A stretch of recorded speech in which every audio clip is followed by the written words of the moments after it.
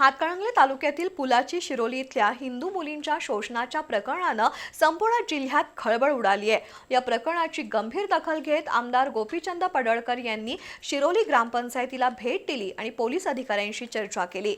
या घटनेमागील सूत्रधारांपर्यंत पोहोचून कठोर कारवाई करण्याची मागणी त्यांनी केली आहे।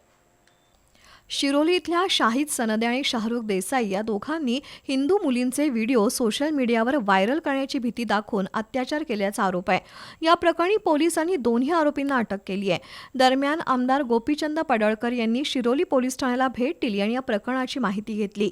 आरोपींच्या मोबाईलमध्ये अनेक मुलींचे व्हिडिओ सापडले असून हे एक मोठं नियोजित षडयंत्र आहे। तसंच दुसरा आरोपी महावितरणमध्ये कार्यरत आहे, त्याला तत्काळ नोकरीतून बडतर्फ करण्यासाठी प्रयत्न केले जातील अशा प्रवृत्तींविरुद्ध शिरोली ग्रामपंचायतीनं घेतलेली भूमिका अत्यंत कौतुकास्पद आहे असं आमदार पडळकर म्हणाले। यावेळी हिंदुत्ववादी कार्यकर्त्यांनी पडळकर यांना निवेदन दिलं। लव जिहाद करणाऱ्या आरोपींची पाठराखण करणारे आणि ग्रामपंचायत तसंच हिंदुत्ववादी संघटनांना शिवीगाळ करणाऱ्या इतर धर्मांध तरुणांवरही कठोर कारवाई करण्याची मागणी करण्यात आली।